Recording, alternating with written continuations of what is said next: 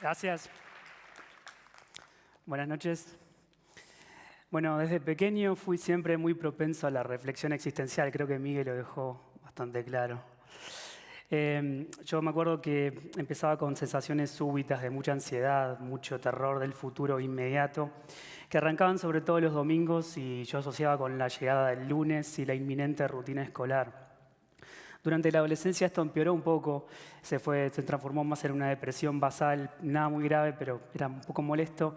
Y tanto mis viejos como yo decidimos investigar al respecto para ver qué podíamos hacer, pues ya no era tan divertido. Recorrimos varios consultorios de psicoanalistas, mis viejos, mente abierta, psicoanalistas, psiquiatras, qué sé yo, consejeros vacacionales, chamanes, no sé.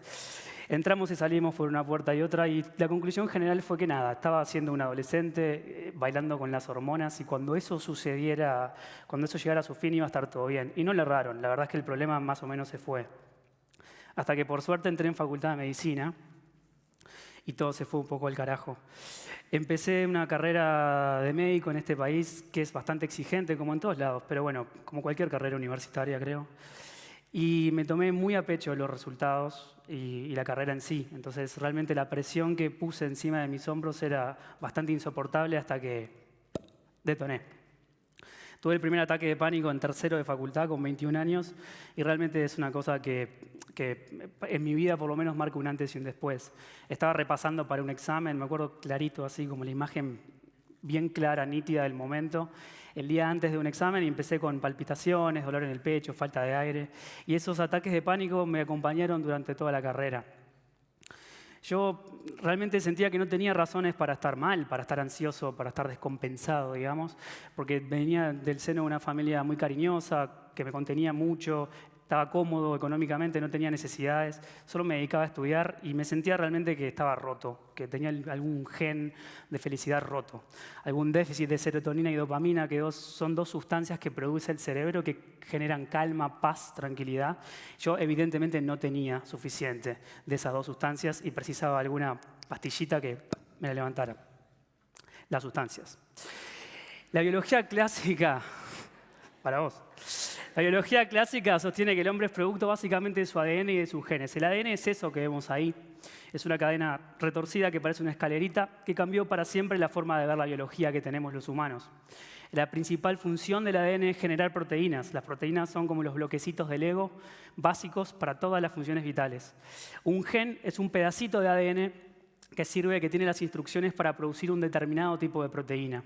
Los genes así forman el ADN y el ADN se acumula, se compacta en cromosomas. Los cromosomas, ese acúmulo de ADN que contiene genes, se sitúan en el núcleo, son 46. Todas las células, las 37.000 millones de células que tenemos en el cuerpo, tienen exactamente el mismo juego de cromosomas entre sí. Heredamos la mitad de nuestro viejo y la mitad de nuestra vieja.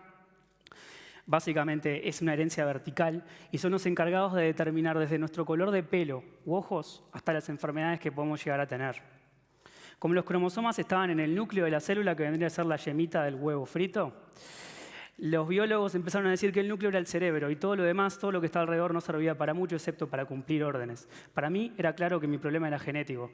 Había herencia familiar depresiva en alguna abuela y qué sé yo, para mí era eso lo que me estaba dando de bomba y no podía modificarlo y no podía hacer nada al respecto más que tomar alguna pastilla y, bueno, adaptarme. Además tenía en contra al pato Darwin, que en la teoría de evolución de las especies sostenía que cuando el ambiente muta, una célula o se adapta o muere, y para adaptarse tiene que mutar sus genes. Es decir, tiene que cambiar su sistema operativo para actualizarse al entorno en el que está. Pero Darwin decía que estas mutaciones eran por azar, no podían ser motivadas o desencadenadas por nada. Es decir, nuevamente yo estaba doblemente jodido porque tenía herencia depresiva y además no había nada que pudiera hacer, ni leer a Bucay, ni leer a Coelho, ni tomar pastillas, ni hacer ejercicio, ni comer lechuga. Nada que pudiera cambiar mi herencia genética, mi carga genética depresiva. Estaba bastante cercadito por la biología evolutiva y por la biología celular. Hasta que conocí a este amigo, Bruce Lipton, un biólogo molecular que empezó sus estudios en células animales y describió la epigenética.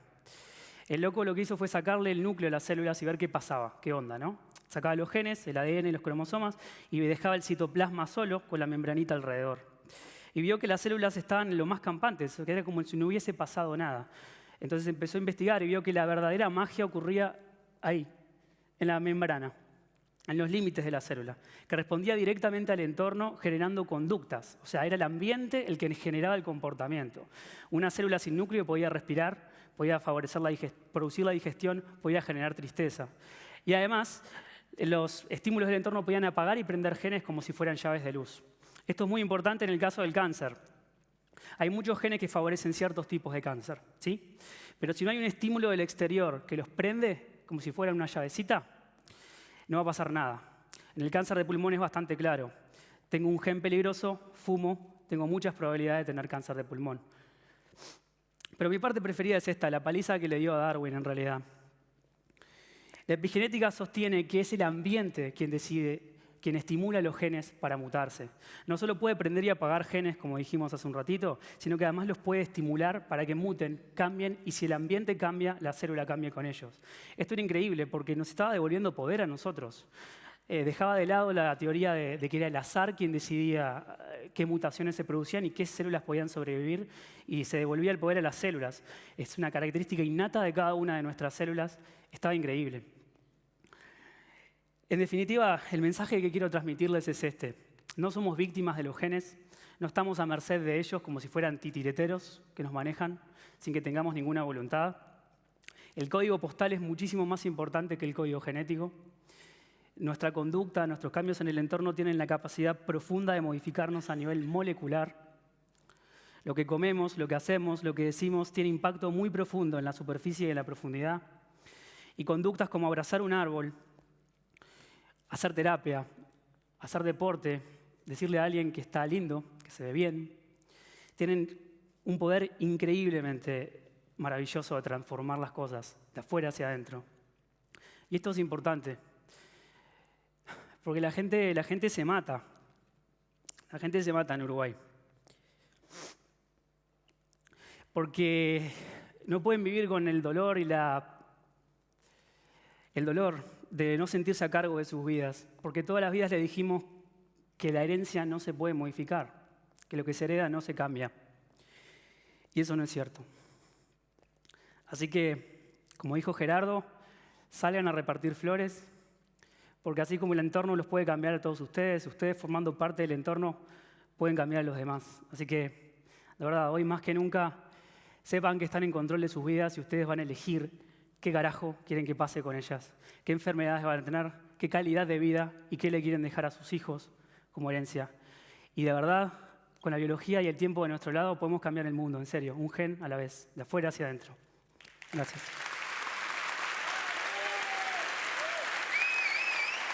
Gracias.